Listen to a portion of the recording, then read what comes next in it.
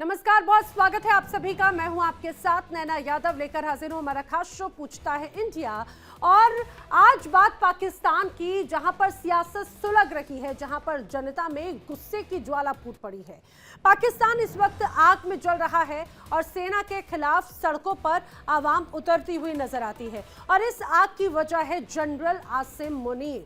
जी हां, पूरा देश उबल रहा है जनरल आसिम मुनीर की वजह से। ऐसा क्यों? दरअसल जनरल आसिम मुनीर के CDF यानी कि सिविल डिफेंस फोर्स बनाने के ऐलान के बाद से पूरा पाकिस्तान गुस्से में है। आवाम सड़क पर है। अब जहां पर मुनीर के CDF बनाए जाने से आवाम बेहद नाराज है। दरअसल पाकिस्तान संसद में 27वां संशोधन विधेयक पास हुआ। मुनीर के लिए पाकिस्तान संविधान में बदलाव किया जा रहा है। तीनों सेनाओं के प्रमुख आसिम मुनीर को बना दिया जाएगा। पाकिस्तान में पहली बार ये इस तरह का कोई पद बनाया जा रहा है जिसका नाम है CDF। इससे पहले मई में आपको याद होगा फील्ड मार्शल आसिम मुनीर को बनाया गया था। अब ऐसे में सिर्फ 6 महीने के अंदर आसिम मुनीर को 2 बड़े प्रमोशन मिले हैं। किस वजह से, ये तो दुनिया जानती है। सियासत बारूद के ढेर पर बैठी है। इमरान खान जेल में है, लेकिन उनकी आवाज जेल की दीवारों से बाहर गूंज रही है। वो सरकार को लगातार चेतावनी दे रहे हैं, सेना की तानाशाही अब नहीं चलेगी। और इमरान खान ने मुल्ला मुनीर पर भी गंभीर आरोप लगाए। जिस तरह से उनके आरोप समझिए, यहाँ पर इमरान खान ने बड़े आरोप लगाए हैं। मुनीर सत्ता के लिए कुछ भी करने को तैयार है। इमरान खान कहते हैं कि आसिम मुनीर मानसिक रूप से अस्थिर है। पाक के तानाशाह बनना चाहते हैं आसिम मुनीर। सत्ता के लालच में अत्याचार कर रहे हैं मुनीर। इतिहास का सबसे अत्याचारी तानाशाह आसिम मुनीर को कहा गया है। आवाम पर भयंकर जुल्म कर रखे हैं आसिम मुनीर। ये कहना है इमरान खान का। निहत्थे नागरिकों पर अंधाधुंध गोलीबारी की जा रही है। महिलाओं के खिलाफ सेना क्रूरता दिखा रखी है और उनका कहना है कि हमें गुलामी से ज्यादा मौत पसंद है। वो कहते हैं PTI ना झुकेगी ना समर्पण करेगी। और इसके साथ ही एक बड़ा प्रदर्शन लगातार नजर आता है, खासतौर से देखा जा रहा है पाकिस्तान की सड़कों पर। दरअसल पाकिस्तान की जनता लगातार ये पूछ रही है कि क्या CDF सेना का नया हथियार है? क्या इस फोर्स के नाम पर आवाम को दबाने की साजिश रची जा रही है? मुनीर के इस फैसले के बाद में इस्लामाबाद से कराची तक लगातार प्रदर्शन हो रहे हैं। लोग पोस्टर फाड़ रहे हैं और नारे लगा रहे हैं, जालिम सरकार मुर्दाबाद। पाकिस्तान की गलियों में अब सिर्फ 2 आवाजें हैं। एक है इमरान खान के प्रतिरोध की और दूसरी है आवाम की आजादी की। लेकिन बड़ा सवाल यही है, क्या जनरल मुनीर की CDF पाकिस्तान में स्थिरता लाएगी या फिर वही पुरानी आग, वही पुरानी सियासत और सेना के बीच की जंग जो अब और भी ज्यादा भड़कती हुई नजर आती है? और जनता आखिर कहां है? जनता तो बार बार यही कहती है कि पाकिस्तान इन परेशानियों से दो चार है। इस पर गौर करने की बजाय सरकार के नुमाइंदे और सेना मौज काट रहे हैं। पाकिस्तानी आवाम तड़प रही है क्योंकि बढ़ती लगातार यहां पर महंगाई, जिससे लोग कहीं ना कहीं त्रस्त हैं। राजनीतिक अस्थिरता यहां पर नजर आती है। जनता कहती है पाकिस्तान की कानून व्यवस्था ध्वस्त हो चुकी है। और इस 27वें संशोधन के बाद में जब मुनीर और ज्यादा शक्तिशाली अगर हो गए तो वो तो और बेड़ा गर्क कर देंगे। जनता कह रही बेरोजगारी का आलम है, लोगों के पास में पैसे नहीं है, लोग पैसे को मोहताज हैं। सरकार सत्ता बचाने के लिए सियासी विरोधियों को कुचल रही है और इसीलिए राजनीतिक अस्थिरता बढ़ती है। जनता कह रही है पाकिस्तान की कि पाकिस्तान के कोने कोने में आतंकियों का बोलबाला है। लेकिन यहाँ पे मुनीर क्या कर रहे हैं? मुनीर अपनी सीट को मजबूत कर रहे हैं। और हद तो ये हो चुकी है कि महिलाएं भी सुरक्षित नहीं हैं। यहाँ की जनता चीख चीख कर कह रही है। शाहबाज सरकार से ज्यादा मुनीर की सेना सक्रिय नजर आती है, मानो सरकार ही सेना चला रही हो, जैसा कि हमेशा हम पाकिस्तान में देखते हैं। उधर TTP ने पाकिस्तान की सेना पुलिस की नाक में दम कर रखा है। बलूचिस्तान में नाराजगी हर गुजरते दिन के साथ बढ़ती जाती है। POK खैबर पख्तूनख्वा, यहाँ पर तो विद्रोह की आग इस तरह से भड़की कि सेना के प्रति लोगों की नाराजगी कि उल्टे पैर दौड़ा देते हैं पाकिस्तान के सैनिकों को। यहाँ के लोग सिर्फ आजादी आजादी के नारे यहाँ पर लगा रखे हैं क्योंकि ये लोग पाकिस्तान की सेना के जुल्म सितम से त्रस्त हैं। अब ऐसे में पाकिस्तानी आवाम लगातार ये कहती है कि ये सेना नहीं, सेना की नई तानाशाही की शुरुआत है। इस्लामाबाद, लाहौर, कराची, हर शहर में नारे हो रहे हैं, नारे लग रहे हैं, प्रदर्शन हो रहे हैं और लोगों के बीच का गुस्सा साफ तौर से नजर आता है। ये फायदा इसलिए नहीं है क्योंकि ये सारा कंट्रोल एक फर्द वाहिद के पास है, वो आसिम मुनीर है। कहते आसिम मुनीर इतना जालिम आदमी है कि उसका एक जो जहनी मरीज है कि उसको जितना पाकिस्तान की तारीख में जितना जुल्म आसिम मुनीर के टेन्योर में हुआ है उतना कभी पाकिस्तानी तारीख में नहीं, और मैं कहता बाकी दुनिया की तारीख में भी नहीं हुआ होगा। जो कहते हैं जो जुल्म हुआ है यहाँ, ना उन्होंने बच्चे छोड़े, ना उन्होंने औरतें छोड़ी, फिर जुल्म छोड़ा, ना ज़ईफ बूढ़े, आप सब देख लें आपके सामने, आप तो सबका सामने सब कुछ है। कहते आसिम डॉक्टर यास्मीन राशिद कितनी कैंसर सर्वाइवर है, तब से जेल में है, और उनका कसूर क्या है कि उन्होंने सिर्फ ये कहा कि मैं पीटीआई नहीं छोड़ूंगी। जिन्होंने पीटीआई छोड़ी जो उनको माफी आम माफी है, और जो कह के पीटीआई नहीं छोड़नी उनको कहते हैं उन पर जुल्म की इंतहा कर दी, चाहे वो औरत हो। बुशरा बीबी को देख के कह देते तन्हाई में रखा हुआ है। तो ये इमरान खान की बहन थी, इन्होंने किस तरह से लगातार आसिम मुनीर पर, यहाँ की सरकार पर निशाना साधा है। लगातार आपको ये भी बताते चलें, इसी सरकार ने सीधे सीधे इमरान खान को सलाखों के पीछे डाल दिया, लेकिन जेल में रहते हुए भी पीटीआई की तरफ से उनके जो समर्थक हैं वो लगातार हल्ला बोल कर रखे हैं और इस संशोधन के खिलाफ सड़कों पर निकल आ रखे हैं। जगह जगह पर प्रदर्शन है, हिंसा अगजनी नजर आती है, जो कि चिंता की बात है। अब ऐसे में कई सवाल खड़े होते हैं। सवाल ये कि क्या पाकिस्तान अब सेना के खिलाफ सबसे बड़े विद्रोह की ओर बढ़ रहा है? क्या मुनीर की ताकत आवाम के गुस्से के सामने टिक पाएगी? सवाल ये भी कि मुशर्रफ के बाद में नए तानाशाह क्या अब मुनीर बनने जा रहे हैं? ये वो तमाम बड़े सवाल हैं जिनका जवाब तलाशने की हम कोशिश करेंगे। खास मेहमानों का पैनल हमारे साथ में भारत और पाकिस्तान दोनों से हमारे साथ में जुड़ रहा है। हम करेंगे एनालिसिस। हमारे साथ में खास मेहमान जो जुड़े हैं, आइए जल्दी से आपको मिलवा देती हूँ। रक्षा विशेषज्ञ रिटायर्ड मेजर जनरल अनुज माथुर जी समय हमारे साथ में मौजूद हैं। विदेश मामलों के जानकार निपुण आलम बयान हमारे साथ में इस दौरान जुड़ रखे हैं। मेरे साथ पत्रकार पाकिस्तान से मोहम्मद बिलाल शफीक भी इस दौरान हमारे साथ में जुड़ रखे हैं। आप सभी का बहुत बहुत स्वागत है। मैं मोहम्मद बिलाल शफीक से ही इस चर्चा की शुरुआत करना चाह रही हूँ, क्योंकि वो पाकिस्तान में इस दौरान बैठे हैं। पाकिस्तान में क्या हलचल है वो बखूबी बता पाएंगे। मोहम्मद बिलाल, आखिर क्या हो रहा है? ये संशोधन के खिलाफ नाराजगी है या फिर किसी और चीज को लेकर जो लोग सड़कों पर उतर रखे हैं? नहीं, मैं तो आज रोड शो करके आया, एक निजी चैनल में प्रोग्राम भी करता हूँ। मुझे पता नहीं आप कौन से दौर का ये किस जगह की आप ये वीडियोस दिखा रही हैं, किस साल की दिखा रही हैं।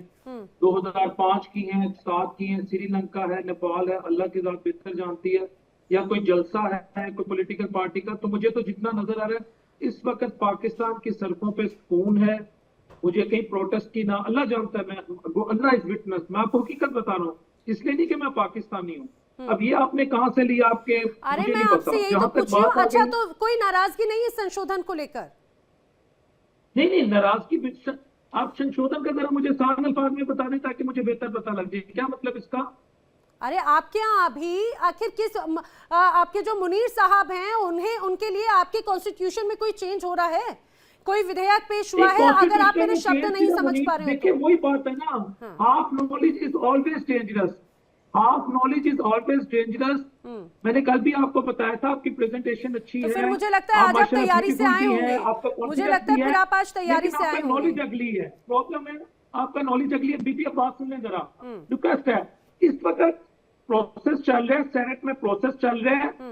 ये जो अमेंडमेंट है ना 27 अमेंडमेंट, इस पे मुनीर बार बार आप लोग कहते हैं, ये कॉन्स्टिट्यूशनल कोर्ट से भी रिलेटेड है, ये प्रेसिडेंट से भी रिलेटेड है, ये जस्टिस से भी रिलेटेड है, ये एग्जीक्यूटिव ऑर्डर से भी रिलेटेड है, ये आर्मी के कमांड स्ट्रक्चर से भी रिलेटेड है। इसके बहुत सारे पहलू हैं, लेकिन मुझे अभी तक समझ नहीं आ रही से रिलेटेड है या नहीं है। सीडीएफ क्या है?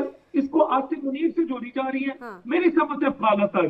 अरे मिस्टर ज्ञानी बिलाल शफीक, आप बहुत पढ़ लिख कर आते हैं, मुझे ये बताइए कि सीडीएफ से रिलेटेड है कुछ इसमें जुड़ा हुआ? ये जो अमेंडमेंट है आपका मतलब ये, चलिए मैं बता देता हूँ। बेसिकली आपके पास जो डिफेंस फोर्सेस होती हैं उसमें नेवल फोर्स भी होती है, उसमें एयरफोर्स भी होती है। जो चीफ डिफेंस फोर्स होंगे वो आसिम मुनीर होंगे।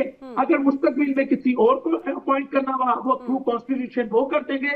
बेसिकली कोऑर्डिनेशन के लिए, कमांड एंड कंट्रोल के लिए, कि in case of war against India, in case of war against any country, GDF का जो डेजिग्नेशन है वो इंट्रोड्यूस करवाया है, ताकि जितनी भी फोर्सेस हैं, डिफेंस फोर्सेस, उनके अंदर कोऑर्डिनेशन हो और वो एक कमांड स्ट्रक्चर के अंदर काम करें। इसमें वैसा क्या मसला आ गया है जो अभी तो फिर फेक न्यूज़ जनता, चला रही है? फिर आखिर तो क्यों आप ही पाकिस्तान क्या पॉलिटिकल इतने ज्यादा क्यों नाराजगी है? क्यों वो ये कह रहे हैं कि भाई तानाशाही बढ़ी? आ रही हूँ अनुज माथुर जी, लेकिन मिस्टर ज्ञानी जो हमारे साथ में मौजूद हैं, बहुत पढ़ लिख कर आते हैं, वही तो अभी उन्होंने फौरी तौर पर मीठे मीठे उसका एक आपको डेफिनेशन तो बता दी उसकी, लेकिन ये कि किताब के अंदर का क्या है वो जरा अभी बताएंगे? आपके भी शायद हो सकता है आपको भी ज्ञान नहीं हो, आपके भी अभी ज्ञान चक्षु खुल जाएंगे। अनुज माथुर जी, मुझे जरा बताइए कि आखिर जिस तरह से पूरा बदलाव हो रहा है, आखिर ये क्यों कहा जा रहा है कि अगर ये पावर मिल जाती है आसिम मुनीर को तो एक बार फिर से तानाशाही की तरफ पाकिस्तान होगा और मुशर्रफ के बाद में नए तानाशाह आसिम मुनीर बन जाएंगे? जय हिंद नैना। देखिए, जय हिंद सर। आपको एक बात बिल्कुल साफ समझनी चाहिए। एक 20-30 साल पहले एक गाना आया था और उस गाने की एक लाइन थी, ये तो होना ही था। ये होना ही था, इसमें कोई संदेह नहीं था। किस प्रकार से किस पद पे आकर के वो अपने आप को पाकिस्तान का तानाशाह बनाएंगे, ये बात सिर्फ समझने की थी। और वो असीम मुनीर तानाशाह वहां बनेंगे, इसमें कोई संदेह नहीं है। और मेरी हमारे पाकिस्तानी मित्र को यही सलाह है कि पाकिस्तान के हित में सेना का कंट्रोल पाकिस्तान के हित में नहीं है। इन्होंने 4 बार direct military rule Yahya Khan, Ayub Khan, Ziaul Haq और परवेज मुशर्रफ देख लिया। 3 बार कॉन्स्टिट्यूशन का सस्पेंशन देख लिया। इनके देश में एक भी प्रधानमंत्री, एक भी विदाउट एन एक्सेप्शन, कोई अपना टेन्योर पूरा नहीं कर पाया। कितने ही हेड्स ऑफ द नेशंस को गलत तरीके से एलिमिनेट करवा दिया गया, चाहे वो बेनजीर हो या उनके पिताजी हो या कोई भी हो। और तो मेरा ये मानना है कि इन लोगों को जब तक ये नहीं पता पड़ेगा पाकिस्तान, हमें कोई फर्क नहीं पड़ रहा। आप असीम मुनीर को और भी ऊंचा ओहदा दे दें, हमें कोई फर्क नहीं पड़ रहा उससे। लेकिन मैं आपको 1-2 चीजें बता देना चाहता हूं। पहली बात तो यह है कि ये जो आर्टिकल 243 है, जो भी थोड़ा बहुत मैं जानता हूं, खैर ये ज्यादा जानते हैं, इसके बारे में मैं कमेंट नहीं कर रहा। लेकिन एक बात बिल्कुल क्लियर है कि जो इंटर सर्विसेज कोऑर्डिनेशन के लिए एक अपॉइंटमेंट ऑलरेडी एग्जिस्टिंग था, जो कि असीम मुनीर खुद थे, chairman joint chiefs of staff committee, और वो इस चीज को ऑलरेडी देखभाल कर रहे थे। तो ये कोई ऐसी बात नहीं। एक मिनट यार, एक minute please. I talk when you were talking? Please, kindly, you are a fine gentleman, so behave like one. तो दूसरी बात मैं ये बताना चाह रहा हूं कि कोई भी किसी भी प्रकार का अमेंडमेंट, कॉन्स्टिट्यूशनल अमेंडमेंट करके आप किसी को प्रमोट इस प्रकार करते हैं, तो उसमें जाहिर सी बात है कि आपको देखना पड़ेगा कि ऐसा क्यों किया जा रहा है।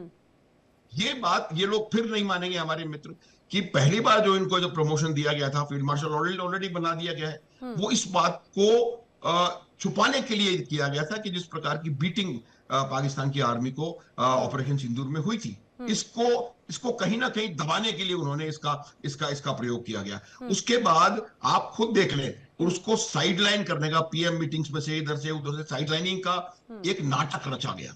इसको मैं नाटक कहूंगा नैना, क्योंकि वो ऐसा संभव नहीं है कि पाकिस्तान में किसी प्रधानमंत्री की इतनी हिम्मत नहीं है कि वो chief of the army staff को साइडलाइन कर सके। तो वो एक नाटक के तौर पे वहां पर रचा गया कि उनको मीटिंग्स में ऐसा दिखाया गया कि वो साइडलाइन हो रहे हैं। फिर दोबारा बाकी दूसरे देशों के लोगों ने फिर उनको बुलाना शुरू कर दिया, क्योंकि everyone knows who calls the shots in Pakistan. इसीलिए ट्रंप जब किसी को बात करने के लिए बुलाते हैं तो वो असीम मुनीर हैं, और भी कई देशों में असीम मुनीर जाते हैं। कोई ऐसा डेलीगेशन इनका नहीं होता जो कि इनके वहां से निकले, जिसमें कि अभी ये थोड़ी देर बाद ये बोलेंगे कि हमारे यहाँ तो हाइब्रिड सिस्टम है, जिसमें आर्मी भी रूल करती है, सिविल भी रूल करता है। कोई हाइब्रिड सिस्टम नहीं होता कहीं भी। ये इनका अपना उससे बचने का तरीका है, वरना अगर ये बोल देंगे कि ये गलत है तो फिर इनका भी कल पता नहीं लगेगा कहां गए। तो ये मेरा मानना है कि इस प्रकार का जो एलिवेशन हो रहा है, ये होना था, क्योंकि अपॉइंटमेंट, एक minute Naina, let me come clarify this. जो फील्ड मार्शल का अपॉइंटमेंट होता है वो सिर्फ एक अपॉइंटमेंट है। वो फील्ड मार्शल रहते हुए भी रैंक उनकी फील्ड मार्शल होगी, लेकिन वो थे चीफ ऑफ आर्मी स्टाफ ही। अब 27 नवंबर को उनके chief of the army staff का टेन्योर खत्म हो रहा है। इस समय उनको कहीं ना कहीं एडजस्ट करना हाँ, ताकि वो बने रहें। और यही एकमात्र रास्ता उनको मिला कि उनको चीफ ऑफ डिफेंस फोर्सेस बना दिया जाए। और अगले उनका जो, मैं पहले भी नैना 2-3 दिन पहले मैंने आपके एक शो में कहा था कि उनका एक ये आइडिया है असीम मुनीर का कि वो इस प्रकार से अपना टेन्योर बढ़वा ले ताकि जब इनका पॉलिटिकल ट्रांजिशन हो, जब इनका अगला प्राइम मिनिस्टर सेलेक्ट किया जाए, तो उस सिलेक्शन के टाइम पे चेयरमैन सिलेक्शन कमेटी ये बने रहे। तो ये इनका इनका इनका आइडिया है। लेकिन कि सर जब एक तो transition- और बड़ी बात दिलचस्प होगी, मुझे नहीं पता बिलाल इस बात को मानेंगे, वैसे वो मानेंगे नहीं डेफिनेटली, क्योंकि उन्हें पता है, और जिस तरह से चाहे बात इमरान खान की पार्टी की हो या फिर अन्य राजनीतिक दलों की, उनके रिएक्शंस पूरी दुनिया के सामने है। हो सकता है उसे भी झुटला दे बिलाल, हो सकता है ये भी कह दे नहीं नहीं वो तो पाकिस्तान की तरफ से नहीं, वो तो हिंदुस्तान की तरफ से एआई जनरेटेड है। वेल, मैं जल्दी से रुक करना चाह रही हूँ एक बार निपुण जी का। निपुण जी, कई बार पिछले कुछ वक्त से, खासतौर से अगर हम पाकिस्तान की बात करें, पाकिस्तान ने एक बार नहीं, दो बार नहीं, बल्कि 4 मिलिट्री रूल एक तरह से देखे हैं। चाहे बात हम 1958 से 1969 तक की बात करें, और 69 से 71 में, 77 से 88 में, 99 से 2008 के बीच में, ये अलग अलग वक्त पे इसी तरह से मिलिट्री रूल लगे। और सिर्फ मिलिट्री रूल उस दौरान लगे, लेकिन इसके बाद में भी जब जब सत्ता में कोई भी राजनीतिक दल रहा हो, कोई भी प्रधानमंत्री रहा हो, लेकिन उस पर सेना का कमांड एक तरह से नजर आती रही है। और यही वजह आपको नजर आ रही है क्या कि अब एक बार फिर से वो पूरा फुल फ्लेश्ड कमांड देने की कोशिश यहाँ पर नजर आती है? हाँ, देखिए नैना जी, आपने बिल्कुल सही बात कही। और अभी मैं माथुर सर को सुन भी रहा था। माथुर सर ने बड़ा अच्छे से एनालिसिस किया पाकिस्तान के बारे में, और माथुर सर ने एक गीत से शुरुआत की। और मुझे पूरा पता है, बिलाल भाई ने मूवी भी देखी होगी, मैं पहले भी बिलाल भाई के साथ बैठ चुका हूँ। ये बहुत मूवीज देखते हैं बॉलीवुड, उसका नाम भी बता दें कौन सी मूवी में था। आपने जो बात कही 4 मिलिट्री रूल, मैं तो हमेशा कहता आया हूं कि पाकिस्तान जो है वो चलाने वाला AAA है। AAA यानी कि आपका अमेरिका, आर्मी और अल्लाह से मेरा मतलब है रेडिकल ग्रुप्स, उनके द्वारा चलता रहा है। और ये तो स्टार्टिंग से रहा। आप देखिए, पहले इनके जो प्रधानमंत्री थे उनसे लेके आज वर्तमान तक आप देखिए, सब कुछ आपका क्या होता है, मिलिट्री के अकॉर्डिंग ही तय होता है।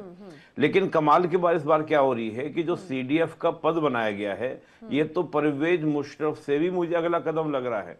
परवेज मुशर्रफ ने तख्ता पलट करने के बाद, यानी कि कूप करने के बाद पावर हाथ में ली, तो प्रेसिडेंट का इलेक्शन उन्होंने कराया, और इलेक्शन कराने के बाद चुने गए। यानी कि इलेक्शन में संभावना ये बनती थी कि दोबारा उनको हटाया भी जा सकता था। लेकिन अब जिस प्रकार का मैं जो अमेंडमेंट देख रहा हूँ, 27 अमेंडमेंट पाकिस्तान के अंदर, ये तो ये हो गया कि लाइफ टाइम जो है आप ही क्या रहेंगे वहां पे, सर्वा रहेंगे। कारण क्या है? कारण ये है कि जो इस समय प्रेजेंट PM है पाकिस्तान के, शहबाज शरीफ, उनको कोई पब्लिक का सपोर्ट मुझे दिखाई नहीं देता। नवाज शरीफ फिर भी एक लोकप्रिय नेता हम बोल सकते हैं कि एक अच्छे खासे फेमस लीडर वहां पर हुआ करते थे। लेकिन जो इमरान खान है, जो जनता के प्रिय हैं, और वो देखा भी है कि जब उनको जेल में डाला गया था तो किस प्रकार जनता ने वहां पर कोहराम मचाया था। वो जेल के अंदर है। तो जब इस प्रकार का कोई पपेट टाइप का फिल्म होता है, तो इस प्रकार जो मिलिट्री का काफी ताकतवर व्यक्ति हो, तो इस प्रकार की ताकत को अर्न करने का या गेन करने की जरूरत जरूर करता है।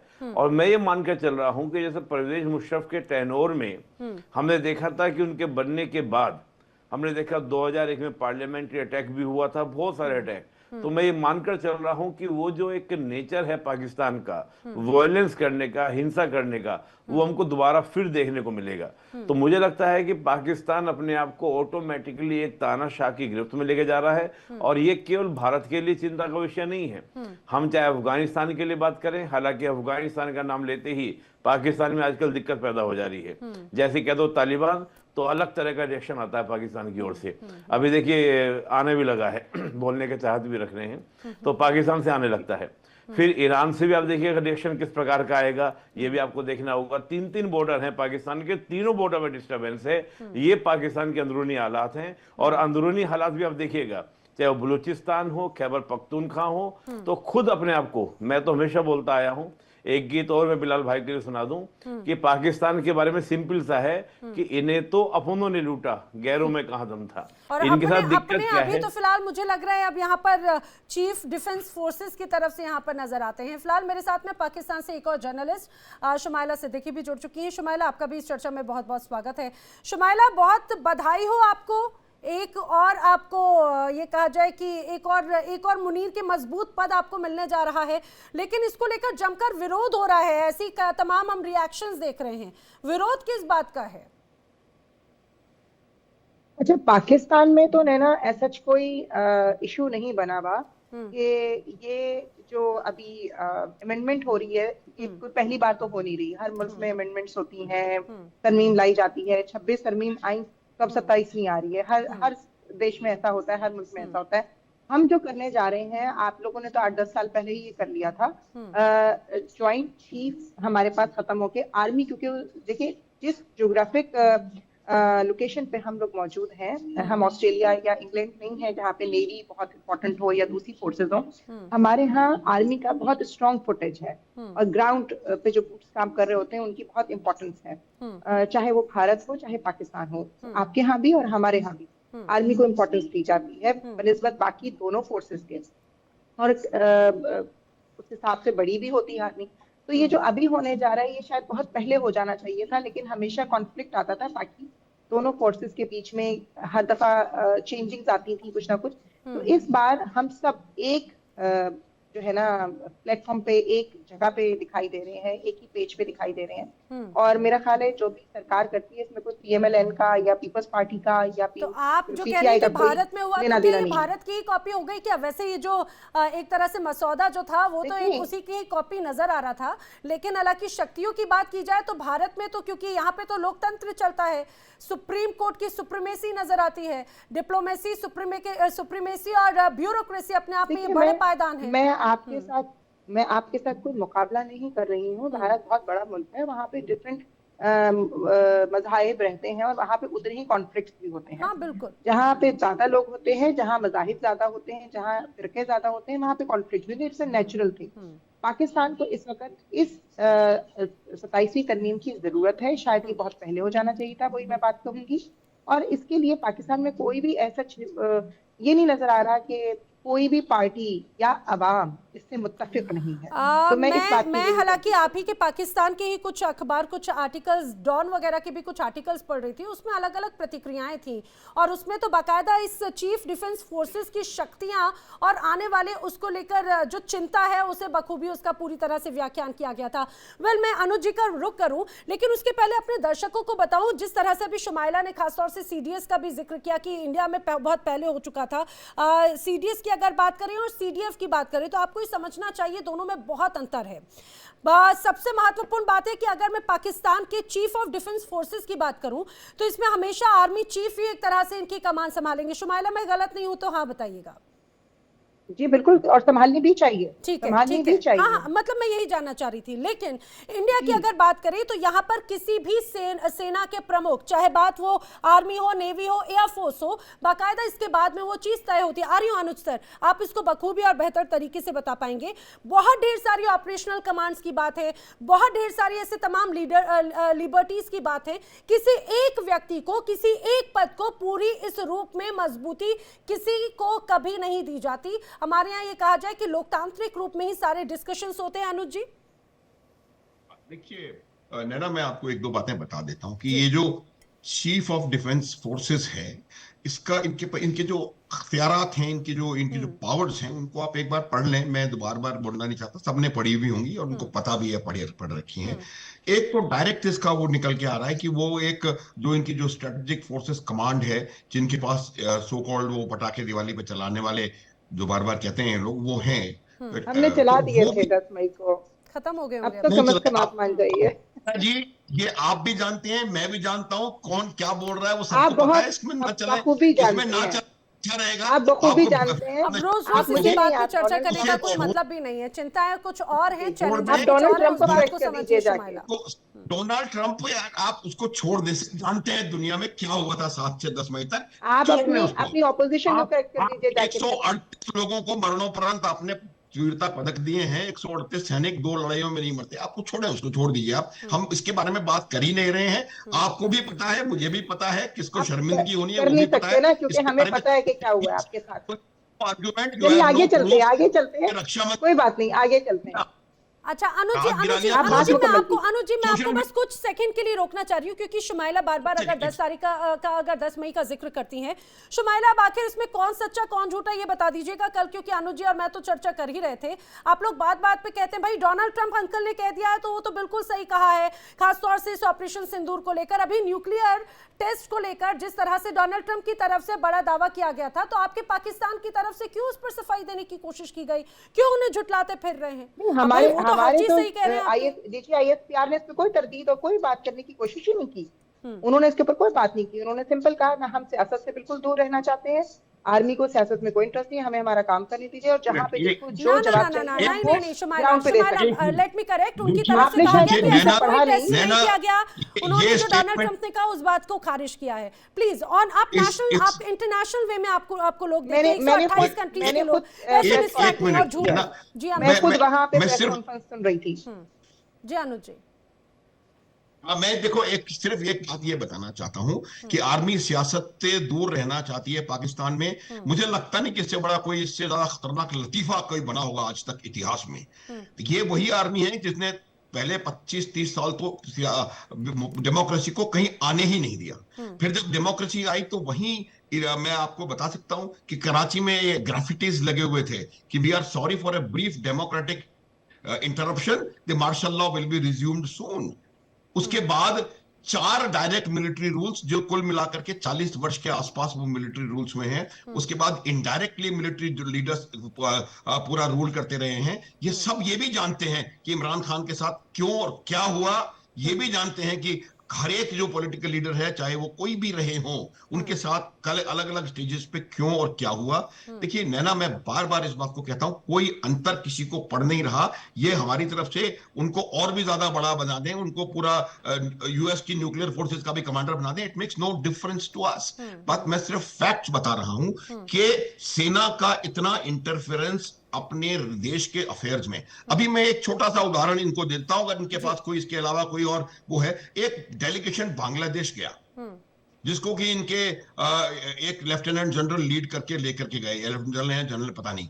तो उस डेलीगेशन के सारे मेंबर 100% मेंबर्स आर्म्ड फोर्सेस से हैं, और वो डेलीगेशन गया रिलेशनशिप ठीक करना, हम लोग व्यापार बढ़ाएंगे, हम लोग ट्रेड बढ़ाएंगे, हम लोग फलाना करेंगे, ढकाना करेंगे, और उसके लिए सारे मिलिट्री पर्सनल, एक भी सिविलियन नहीं, और कहते हैं कि इंटरफेरेंस नहीं। आ रही हूँ बिलाल, आप ही की तरफ आ रही हूँ, जवाब दीजिए। एक मिनट, जब आपको अपने रेयर अर्थ मिनरल्स दिखाने पड़ते हैं तो बक्सा आपने- असीम मुनीर खोलते हैं, और देखिए, ये कहते हैं आपने इंटरफेरेंस वो नहीं। delegation तो मेरे को जरूर एक सेकंड, देखा होगा। Shumaila please, Shumaila, I will also listen to you, please, kindly listen to me। तो मैं जो बता रहा हूं, मेरा ये मानना है कि अपने इंटरेस्ट में इस बात को समझने की आवश्यकता है। ये बात मैं कई दफा कह चुका हूं कि जो मिलिट्री माइंड्स होते हैं, मैंने भी 42 साल फौज में रहा हूं, मैं 42 years is not a small joke। जो उनका जो काम करने का तरीका मिलिट्री माइंडसेट होता है, वो मिलिट्री माइंडसेट डेमोक्रेसीज के लिए, उनको चलाने के लिए आइडियल नहीं होता, घातक हो जाता है, बिल्कुल। ये और बात मुझे आप लगता है कि समझ सर लें, वो भी खासतौर और से खास उस करके देश तब- के लिए एक मिनट, जो मैं ना पहले ही last कई one, बार last मार्शल one। लॉ देख चुका हो। जी, 1 और 4 बार, और वो छोटे मोटे टाइम के लिए नहीं। और जब उनके ज़ियाउल हक ने मार्शल लॉ लगाने के बाद ये जी, पॉलिसी निकाली थी कि to bleed India by 1000 cuts, उसका अर्थ क्या हुआ कि भारत में आतंकवादी घटनाओं को बढ़ावा देकर के भारत में 1000 घाव देके उनको लहूलुहान करेंगे। ये पॉलिसी स्टेट की पॉलिसी है। ये किसी भी प्रकार से कोई डेमोक्रेटिक इसका में कहीं भी दूर दूर तक एंगल नहीं है। ठीक जहां है। आर्मी के इंटरफेरेंस का सवाल जी सर, है, जी। आप ये बात मान लें, पाकिस्तान में एक निर्णय असीम मुनीर की ओके के बगैर हो नहीं सकता। और सर उसकी तो कई और ये तस्वीरें बात भी हमने जितनी देखी जल्दी हैं लगातार। और जितनी जल्दी इनके लोगों को पता पड़ेगी, अच्छा, तब ठीक होगा। ठीक है सर। और ये इशू जब इमरान खान का हुआ, वो तभी हुआ जब उन्होंने, इमरान खान ने मिलिट्री मैटर्स में दखलंदाजी इन्वॉल्व करना शुरू किया। और सर अब यही बात है कि स्ट्रेटेजी- उन्होंने एक्चुअली न्यूक्लियर- एक लकीर खींच दी थी। मैं अनुज जी वापस और आ रही हूँ, इसमें लेकिन बिलाल भी आपकी बात पर कुछ न्यूक्लियर- रिएक्ट करना चाह रहे थे। बिलाल, आप जो भी बात कहना चाह रहे हो, आप मुझे एक और बात ये जरूर समझाइएगा कि आखिर ये पद, पहले तो फील्ड मार्शल का पद दिया, आखिर उसकी क्या वजह थी? दूसरी बात ये, आप लोगों ने फील्ड मार्शल तो बनाया, आपने चलिए एक तरह से एक झूठा नैरेटिव लोगों को ये कहा कि भाई ऑपरेशन सिंदूर में हमने बहुत फतेह हासिल की, लेकिन जो नाराजगी खैबर पख्तूनख्वा, बलूचिस्तान, गिलगित बाल्टिस्तान में नजर आते हैं, क्या उनकी जनता के साथ में धोखा नहीं हुआ कि वो जज सेना के खिलाफ नाराजगी जाहिर कर रहे हैं, उसी को ही आप एकदम सर्वोत्सर्वा बना रहे हैं। ये जो आपके रिटायर्ड फौजी ऑफिसर बैठे हैं जिन्होंने 42 इयर्स आर्मी में सर्व किया, मुझे ये एक्सपेक्टेशन थी कि रिटायरमेंट के बाद ये किताबें पढ़ेंगे और गोदी मीडिया से हटकर कुछ ऐसा मीडिया भी देखेंगे, कुछ ऐसे आर्टिकल्स भी पढ़ेंगे, कुछ ऐसी रिसर्च भी करेंगे जो रियलिटी बेस्ड हो, जो ग्राउंड रियलिटीज को Naina please tell him not to get personal. बात मुकम्मल करने दीजिए, बात मुकम्मल करने बात तो सुने, आपकी बात सुनने का दीजिए। आपने बहुत लंबी बात की है। हौसला रखें। क्या है ना बिलाल नहीं मेरे ऊपर आपके पर्सनल मुझे लगता है कि यहाँ पे ना शुमाइला पढ़ी लिखी होती है ना, ये क्योंकि बिलाल जब आते हैं तो वो मैं इसीलिए मैंने ज्ञानी बिलाल नाम रखा है आपका। आप आएंगे तो आप मुझे मेरे मेकअप के ब्यूटी के टिप्स बताते रहते हैं कभी आए दिन चर्चा में, बताइए। आप भी सुन नहीं रही, वो भी सुन नहीं रहे ना, उनकी आवाज की इतनी, मैं आपको बता रहा हूँ जरा बात सुन लेते हैं, थोड़ा सा हौसला रखते हैं। बात ये है कि इन्हें बहुत मसला है डेमोक्रेसी डेमोक्रेसी डेमोक्रेसी। मैं एज ए पाकिस्तानी, ये मेरा राइट है कि मैं डेमोक्रेसी पर मैं बिलीव नहीं करता। मैं अगर अपने मुल्क की हिस्ट्री उठाऊं, मैं पीएचडी डॉक्टर हूं, ये मेरी खुशकिस्मती कह ले बदकिस्मती कह ले कि मेरे मुल्क में जब भी तरक्की हुई वो मिलिट्री जनरल्स के दौर में हुई। जीडीपी 6% रहा इनके दौर में रहा, ठीक है।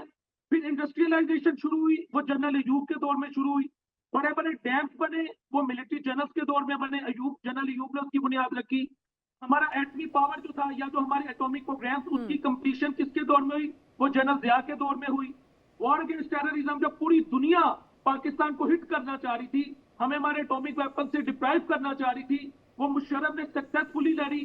हमने दुनिया को भी मीट किया सक्सेसफुली डिप्लोमेटिकली, और अफगानिस्तान के चैलेंजेस को भी मीट किया। ऑपरेशन सिंदूर की कामयाबी मिलिट्री दौर में हुई। तो मुझे तो मेरी मिलिट्री से कोई मसला नहीं है। और इसके अलावा ये रुक जाए, में कौन सी मिलिट्री गवर्नमेंट थी? डेमोक्रेसी फेल हो चुकी है। चाइना इस वक्त अगर इमर्जिंग पावर है, वहाँ कौन सी डेमोक्रेसी है? कैसी मजबूरी है बिलाल शफीक, मैं समझ पा रही हूँ, मैं बिल्कुल समझ पा रही हूँ। आपका वो मजबूरी तो डर भी मैं समझ पा रही हूँ। पहली बात ये कि मैं आपने पर्सनल अटैक किया है, मैं उसके ऊपर बात करूंगी। आपने कहा कि पढ़ी लिखी ना शुमाइला है ना ना शुमाइला ना सुनिए पर्सनल अटैक नहीं, सुनिए मेरी बात सुनो शुमाइला, सुनिए ये आपके लिए नहीं है शुमाइला, ये आपके लिए नहीं है, ये बिलाल शफीक के लिए। मैं आपको जरा बता दूं, अगर आपको ऐसा लग रहा हो तो मैं आप रिवाइंड करके देखिएगा ना। जी मैं बता देती हूँ। सुनिए, दरअसल आप बीच में कनेक्ट हुई शुमाइला, आप दरअसल बीच में कनेक्ट हुई हैं। आपको पर्सनल अटैक नहीं है, मैं आपको पर्सनली बता दे रही हूँ। वो आप बीच में कनेक्ट हुई, उसके पहले बिलाल, इवन कल से चली आ रही सीरीज बिलाल शफीक के लिए मैं पढ़े लिखे नहीं हूँ, उनके साथ में जो पैनलिस्ट हैं वो पढ़े लिखे नहीं है, वो हर चीज में बोलते हैं। ये उसके लिए टिप्पणी थी, मैं आपको यहाँ पर क्लियर कर दूं। अगर आपके लिए पर्सनल कोई जाती मसले पे आप किसी को अटैक नहीं कर सकते। अरे मैडम, मैं तो कह रही हूँ, अब आपको अगर इसे इशू बनाना है आप बना सकते। देखिए आप लोगों को जब लगा कि आप कैसे करें, आप एंकर हैं, आप बातें गलत कर रही हैं। आप मैडम शुमाइला, मैं वही आपको कह रही हूँ। मैं अपने दर्शकों को भी क्लियर कर दूं कि मैंने अगर शुमाइला के लिए बिना पढ़ने लिखने वाली बात कही तो शुमाइला के लिए नहीं, तंज था वो बिलाल अहमद के लिए, क्योंकि वो बिलाल शफीक के लिए। मेरा नाम कैसे ले सकती हैं? ठीक है। अरे भाई, ना मैं पढ़ी लिखी, ना सुनना निपुण जी, ना अनुज माथुर, ना अनुज माथुर, सॉरी फॉर दिस। अरे ना अनुज माथुर, ठीक है भाई। अगर मैं तो ये बोल रही हूँ कि ना अनुज माथुर ना निपुण, मैं बोलती हूँ Shumaila, sorry for this. And I'm leaving अरे the show मैंने कुछ because गलत ही नहीं बोला, मैंने कुछ गलत ही नहीं बोला। आप कैसे मुझे कह अब सकती हैं? सुनिए, अब आपको अगर इशू बनाना है आप बना सकती हैं शुमाइला, आपको इशू बनाना है आप बना सकती हैं, आपने बना मुझे सकती हैं। मैंने आपको क्लियर किया। आप मेरे बारे में बात प्लीज आप अब इसको मिसलीड मत कीजिए। मैं बिल्कुल ये पहले बोल चुकी हूँ कि अगर आपको, आप यहाँ पे पैनलिस्ट के साथ मिसबिहेव करती हैं, आप उनके ऊपर personal oh my God please, आप एंकर हैं, आपको ऐसे अल्फाज नहीं करते। Come on, have a heart. नहीं no, सर, नहीं you should have a heart. चलिए ठीक है, मैं निपुण जी का रुख कर रही हूँ, लेकिन मैं अपने दर्शकों को बता दूं कि ये जो टिप्पणी थी दरअसल वो शुमाइला जो पर्सनली ले रही हैं, वो बिलाल शफीक के साथ में कल से चली आ रही, जो बार बार कभी वो मेरे मेकअप पे मुझे टिप्स देते हैं, कभी वो हमारे गेस्ट को कहते हैं। अरे मैडम, आपके जो ये पैनलिस्ट है पाकिस्तान के पत्रकार, वो सारे पैनलिस्ट को यही कहते हैं ठीक है, मैं अभी एक बार फिर से नाम ले लेती हूँ। मैं अनुज माथुर जी भी पढ़े लिखे नहीं है, शफीक उनके अनुसार निपुण भी पढ़े लिखे नहीं है, You don't know Naina how भी to नहीं how है। to ठीक है, मैं इन respond. दोनों You तक don't कहती know हूँ। how to respond. हाँ ठीक है, You it's don't okay. know how to हाँ, respond. yes, This is I not don't the know, way. thank you You so took much. my name. निपुण It's ji, wrong. निपुण जी, मुझे एक It's बात बताइए wrong. जल्दी से। And you should निपुण- say sorry because I'm leaving the show. Okay, This is you not the way you can to go madam. respond. मैं Bye. गलत चीज को लेकर बिल्कुल भी नहीं बोलूंगी, और जो चीज है अगर आपको बुरा लग रहा है तो मैं इस बात को पहले ही क्लियर कर चुकी हूँ, ये आपके ऊपर निर्भर करता है। आप लोगों को, हमारे पैनलिस्ट को आके जाने क्या क्या यहाँ पे मिसफैक्ट्स करते हैं, एक बार कभी आपकी तरफ से शब्द नहीं निकलता।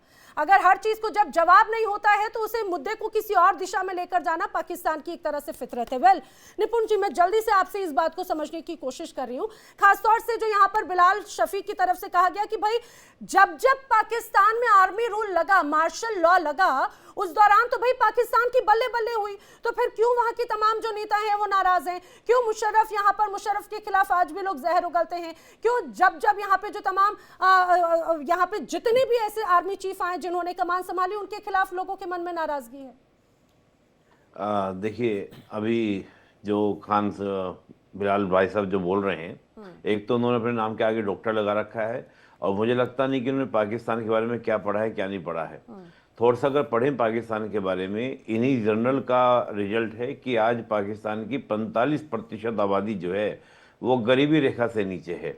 और 1960 तक की आप जीडीपी देखें, जब इनके यहाँ पर मिलिट्री रूल 1958 में शुरू हुआ था, उससे पहले इनकी जीडीपी भारत की जीडीपी के इक्विवेलेंट चल रही थी। यानी कि भारत की जनसंख्या, भारत का क्षेत्रफल, उसको पाकिस्तान क्या कर रहा था, कॉम्पीट कर रहा था। लेकिन जैसे ही 1958 के बाद इनका मिलिट्री रूल आना शुरू हुआ, तो पाकिस्तान की स्थिति, अगर ये मानते हैं कि 45% गरीबी रेखा से नीचे रहने वाले लोग, तब भी इनके यहाँ पर क्या है, पाकिस्तान में तरक्की है, पाकिस्तान में बहुत बढ़िया बात हुई है। तो मैं समझ सकता हूँ इन्होंने डॉक्टर का केवल डिग्री लेके घूम रहे हैं, और डॉक्टर पता नहीं किस चीज़ के डॉक्टर हैं। मैं थोड़ी माफ़ी चाहूँगा क्योंकि उन्होंने पढ़े लिखे के ऊपर टिप्पणी की थी, तो मुझे आवेश हुआ आपके ऊपर भी टिप्पणी करके मैडम मोहतरमा चली गई। हद की बात यह है कि पाकिस्तान के लोगों के द्वारा इस प्रकार कितनी तरह की बदतमीजियां, आतंकवाद हमारे खिलाफ किया जाता है। नहीं, उसके बाद चैनल पर बैठकर हमारे बुजुर्गों को जब जवाब नहीं होता या घिरते हुए नजर आते हैं, तो वो विषय को दूसरी दिशा में लेकर जाने की कोशिश होती है। नैना जी, अभी मैं देख रहा था, माथुर सर ने कहा 42 साल का उनका सेना का अनुभव है, 42 साल सेना में काम किया। डॉक्टर साहब को तो पता ही नहीं होगा सेना क्या है क्या नहीं, क्योंकि इनके सेना तो आतंकवादियों को सपोर्ट करती है, और हमने साफ बोल दिया ऑपरेशन सिंदूर में कि स्टेट स्पॉन्सर है। हमने देखा आतंकवादियों के नमाजे जनाजे में इनकी सेना जा रही थी, तो साफ साफ था कि आर्मी। लेकिन हमारी आर्मी में डिसिप्लिन है, हमारी आर्मी के जो लोग हैं वो पढ़े लिखे हैं, इंटेलेक्चुअल्स हैं, और वो ज्ञान भी देते हैं। आप लोगों को सीखने की जरूरत है, लेकिन आप सीखेंगे नहीं, क्योंकि जिहादी मानसिकता कभी किसी को सीख नहीं सकती। और थोड़ा सा डाटा देखिएगा क्यों। मेरा प्रश्न सिंपल सा है बिलाल भाई से, 60 के बाद इनकी जीडीपी डाउन क्यों हुई, और आज 45% आबादी इनकी गरीबी रेखा से नीचे क्यों है? क्या वजह है, क्या कारण है, जब इतना मिलिट्री रूल आपके यहाँ पर है और हमेशा मिलिट्री का दबदबा रहा है? और एक बात नैना जी मैं बोल दूं, अभी एक मोहतरमा बोल कर गई, उन्होंने कहा हमेशा आर्मी रहेगी, अच्छी बात है। आप सोचिए पाकिस्तान की किस प्रकार की मानसिक दिवालियापन है, वो बताकर गई है ये बात कि हमारी एयरफोर्स और नेवी बहुत वीक है, उन पर हमको भरोसा नहीं है, हम केवल आर्मी पर भरोसा करते हैं, और हम लोग तीनों फोर्सेस पर इक्विवेलेंट भरोसा करते हैं, और इक्विवेलेंट ताकत है। एयरफोर्स की ताकत 71 में उन्होंने देखी थी, अभी ऑपरेशन सिंदूर में देखी, और अभिनंदन तो उनको याद होगा ही, कैसे इनके पैर लड़खड़ा दिए थे हमने जब अभिनंदन का मामला आया था। तो मैं मानता हूं, और बहुत सारी चीजें 71, 65, माथुर साहब उसे अच्छे से बता देंगे कि सेना ने इनको 65 में क्या दिखाया था, 71 में इनको क्या दिखाया था, और 99 में किस प्रकार के कर्तव्य हमारी सेना के द्वारा दिखाए गए थे। अब तो एक और सबसे महत्वपूर्ण बात है, मुझे लगता है कि बिलाल शफीक भले ही अब ये उनकी मजबूरियां होंगी, खौफ होगा, डर होगा, क्योंकि वो भी बखूबी जानते हैं कि जब जब सेना का प्रभुत्व बढ़ा तो उसके बाद में क्या क्या हुआ है। भले ही वो उसकी एक अलग पिक्चर दिखाने की कोशिश कर रहे हो, मैं माथुर जी का रुख करूं, लेकिन उसके पहले मैं जरा बिलाल मैं आप ही को बताने की कोशिश कर रही हूँ, समझिएगा। मैं अगर अलग अलग दौर की बात करूं तो जब सबसे पहले आपके यहाँ मार्शल लॉ लगा था, यहाँ पर जैसे ही कमान संभाली थी एक तरह से सेना ने, संविधान रद्द हुआ, असेंबली भंग हुई, पॉलिटिकल पार्टियां बैन हुई, मिलिट्री ऑफिसर सिविल पोस्ट पर आ गए। 20 दिन बाद अयूब ने एक तरह से मिर्जा को हटा दिया। दूसरी बार अयूब का रिजाइन हुआ, संविधान रद्द हुआ, 1971 में बांग्लादेश अलग हुआ, यावा ने एक तरह से भुट्टो को एक तरह से पावर दे दी। तीसरी बार क्या हुआ, भुट्टो सरकार गिराई, संविधान सस्पेंड हुआ, इस्लामी कानून जो है एक तरह से ऑर्डिनेंस आया, भुट्टो को फांसी की सजा की बात हुई, अफगान जिहाद यहां पर आया, 1988 तक एक तरह से वो चला। चौथी बार नवाज शरीफ को हटाया, संविधान सस्पेंड हुआ, मार्शल लॉ एक तरह से भले ही नहीं हो लेकिन इमरजेंसी लगी, 2007 में फिर इमरजेंसी हुई, जजों को हटाया गया, 2008 तक चला। आखिर हम मुझे नहीं पता कि इस दौरान क्या क्या अच्छा आपको नजर आता है। अनुज माथुर जी, मैं आपको एक दो बातें और बताता हूँ। देखिए, एक तो ये हमने पूरा, आपने बहुत बेहतरीन तरीके से सारी डिटेल्स आपने बता दी। मैं ये सिर्फ ये कहना चाह रहा था, जब इन्होंने मेरे ऊपर पर्सनल अटैक किया तब मैं यही कहना चाह रहा था कि क्या होता है कि जो मिलिट्री माइंड की ट्रेनिंग होती है वो एक विशेष प्रकार की ट्रेनिंग होती है, और वो ट्रेनिंग इसलिए नहीं होती कि उनको कि वो सिविल एडमिनिस्ट्रेशन को पूरी तरह से कंट्रोल करके और देश में शासन चला सके, ऐसा नहीं होता। और अगर वही मिलिट्री जेंटलमैन अगर इतना पावरफुल है तो उसको इलेक्शन के रास्ते से आकर के अगर वो वहां का प्रधानमंत्री या राष्ट्रपति बनता है तो बहुत अच्छी बात है। अमेरिका का आप देख लें, 40-45% अमेरिका के राष्ट्रपति जो है पूर्व सैनिक अधिकारी रह चुके हैं, लेकिन उन्होंने कभी दूसरे किसी को मार के या किसी का तख्ता पलट करके कभी ऐसा नहीं हुआ। तो मेरा ये मानना है कि जो रेडिकल माइंड की जो वायलेंस होती है, violence of a radical mind, वो हमेशा समाज के लिए खतरनाक होती है। और जब आपने देखा है किस प्रकार का रेडिकलाइजेशन असीम मुनीर के दिमाग में है, किस प्रकार से वो हिंदू मुस्लिम ये वो 2 नेशन 3 नेशन थ्योरी, ये तमाम बातें वो करते हैं, तो ये चीज जो है किसी भी प्रकार से किसी भी देश के लिए, मैं किसी को सिंगल आउट नहीं कर रहा हूं, किसी भी देश के लिए ये का फायदे की चीज नहीं है। ये इन लोगों को समझना है कि ये भी जो इनको बताया जा रहा है नैरेटिव की फौजी रूल्स में सबसे ज्यादा तरक्की हुई है वहां पर, ये भी मुझे लगता नहीं कि इस प्रकार का कुछ हुआ है। ये बेल आउट है ना, इकोनॉमिक बेल आउट किसे कहते हैं? इकोनॉमिक बेल आउट उस देश को उस समय दिया जाता है, bail out, it is not assistance, it is bail out, जब उनकी अर्थव्यवस्था पूरी तरह से टूट के कगार पर हो। 25 बार बेल आउट मिल चुका है पाकिस्तान को, 25 इकोनॉमिक बेल आउट्स, और फिर भी ये कह रहे हैं कि हमारे जनरलों के बीच में। लेकिन मुझे लगता है सर बिलाल इस बात को एक्सेप्ट नहीं करेंगे। अभी भी शायद वो आपको कहेंगे कि भाई आप जाने कौन सी आप सर आप कैसे यूएन की रिपोर्ट पर करा सकते हैं सर, आप कैसे इंटरनेशनल मीडिया की खबरें पर करा सकते हैं? मैंने शुरू में ये कहा था, देखिए ये जो बात हो रही है, हम जो बात कर रहे हैं वो उनकी इच्छा है। अगर वो समझते हैं कि मिलिट्री रूल अच्छा है, बहुत खुशी की बात है, मिलिट्री रूल को चलने दें अपने देश में। मैं तो सिर्फ ये बताने का प्रयास कर रहा हूं कि मिलिट्री रूल किसी भी इस प्रकार की डेमोक्रेसी जहां पर इतनी डाइवर्सिटी है कभी भी सफल नहीं हो सकता, और उसको इस प्रकार की चीजों को हैंडल करने के लिए बल का प्रयोग करना पड़ेगा, और वो बल प्रयोग काउंटर प्रोडक्टिव होगा। मेरा कहना सिर्फ ये है कि हमारी सलाह पाकिस्तान के हमारे भाइयों मित्रों को यही रहती है, आप कम से कम ये देखें कि आपके राष्ट्र के लिए क्या उचित है, क्या अनुचित है, और इसीलिए बहुत ज्यादा बदलाव महसूस नहीं कर रहे हैं बिलाल, क्योंकि डी फैक्टो मार्शल लॉ तो अभी भी नजर आता है, क्योंकि पाकिस्तान की आर्मी का एक तरह से जो सिविलियन राइट्स हैं या फिर उनके जो मुद्दे मसले हैं उसमें एक तरह से उनका इन्वॉल्वमेंट या दखल अंदाजी तो रहती ही है। तो लोग कहते हैं कि भाई आखिर क्या बदल जाएगा, कैसे समझेंगे। लेकिन मुझे लगता है बिलाल शफीक, आप पीएचडी एक तरह से पढ़ने लिखने वाले पत्रकार हैं, तो मुझे लगता है शायद आप उस चीज़ को बखूबी निष्पक्ष तरीके से रखते और आप उस चीज़ को समझाते तो मुझे अच्छा लगता है। खासतौर से पाकिस्तान में क्या सेना के खिलाफ लोगों में नाराजगी नहीं है? बलूचिस्तान, केपीके, गिलगित बाल्टिस्तान जैसे इलाकों में अगर वो सड़क पर आकर विद्रोह करते हैं तो क्या ये उनके साथ में धोखा नहीं है? मुझे 2 मिनट देने, ये जो आपके सीनियर रिटायर्ड मिलिट्री ऑफिसर है, मेरे लिए काबिल है, बुजुर्ग हैं, अगर मेरी ने कोई बात बुरी लगी है मैं माजरत करता हूँ, इसलिए नहीं है इंडिया नहीं है, इनकी एज को देखकर, ठीक है।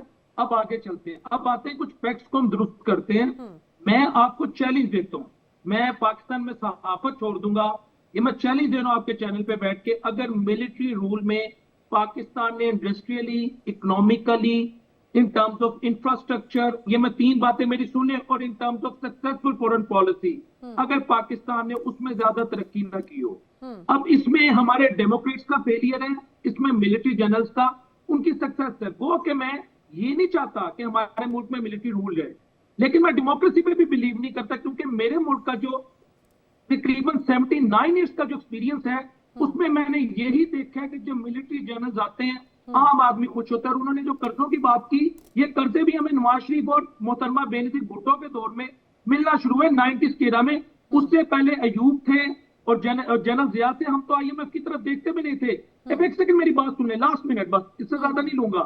Last but not the least, जहां तक आप लोग डेमोक्रेसी गुज़िश्ता 80 सालों से आप भी दुनिया को ये चुरन बेच रहे हैं। चाइना में कौन सी डेमोक्रेसी है, UAE में कौन सी डेमोक्रेसी है, रशिया में कौन सी डेमोक्रेसी है। दुनिया में बहुत सारे ऐसे मुल्क हैं जहां डेमोक्रेसी नहीं है, जहां सिंगल पार्टी सिस्टम है, वहां प्यूटन है, उसको कोई वो चैलेंज नहीं कर सकता।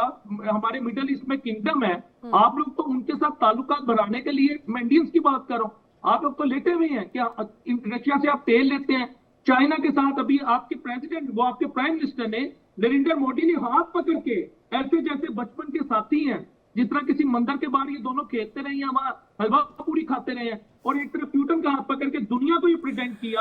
अरे हमने हमारे प्रेसिडेंट ने तो पाकिस्तान में जाके बिरयानी भी खाई है शफीक। मुझे लग रहा था आप इतनी अच्छी बात बोलते बोलते कहाँ चले गए, लेकिन अभी भी सुनिए, जब मार्शल लॉ आया, क्या वहाँ पे संविधान नहीं बैन हुआ? वहाँ पे क्या जजों की नियुक्तियां, या फिर जो जज थे क्या उन्हें नहीं हटाया गया? ये किस तरह का मार्शल लॉ है? नहीं, ये हमारा इंटरनल मैटर है। जब आप एक मार्शल आता है तो उसके बाद मामला को आगे लेके जाने के लिए फिर स्टेप्स लेने पड़ते हैं। हाँ। इससे कोई पाकिस्तान की खुदा न खास्ता सिक्योरिटी खतरे में नहीं पड़ जाती। मुझे अपनी आर्म फोर्सेस पे, अरे मुझे जरा बलूचिस्तान, गिलगित बाल्टिस्तान केपी का भी जरा बताइए ना, फिर वहां पर लोग क्यों इस तरह से विद्रोह कर रहे हैं? क्यों नाराजगी उनकी पाकिस्तान की सेना के खिलाफ? फेक न्यूज चला रही है, ये तो मैं हैरान हूं। हे प्रभु, खुदा की कसम, आज कुछ भी नहीं हो रहा। अनुज माथुर जी, हमने देखा किस रूप में नाराजगी वहां पर नजर आती है। खुद पाकिस्तान की तरफ से, वहां के कई नेताओं की तरफ से कहा गया कि ऐसा लगता है केपी के हमारे हाथ से चला गया, बलूचिस्तान हमारे हाथ से चला गया। क्यों? क्योंकि पाकिस्तान की सेना की या पाकिस्तान सरकार की ऐसी नीतियां रही, सेना की वहां पे बर्बरता रही। हमने देखा लोग वर्दी एक तरह से टांग रहे हैं वहां पे बलूचिस्तान में, वो नाराजगी जताते हैं। क्या उनके साथ धोखा नहीं है? और नहीं, ये आपको देखिए कोई वाकया हो जाए, अरे आप तो आंख ऐसे बंद करके बैठ जाइए। नहीं, एक का दुक्का तो मुझे नहीं पता ये वाकया किधर हुआ है, लेकिन आपने हालात पता क्या बनाए इस वक्त इंडियन चैनल में कि मैं बाहर निकलूंगा, पता नहीं मुझे लोग सड़कों पे नजर आएंगे, गोलियां चल रही है, एक दूसरे पे फायरिंग हो रही है, खुदा न खास्ता सिविल वार की सिचुएशन है। ऐसा कुछ नहीं है, एक प्रोसेस चल रहा है, उस प्रोसेस को कंटिन्यू आज हमारी सेनेट कर देगी। अगर सेनेट अप्रूव करेगी तो 27th अमेंडमेंट मंजूर हो जाएगी, नहीं करेगी तो डिसमिस हो जाएगी। मसला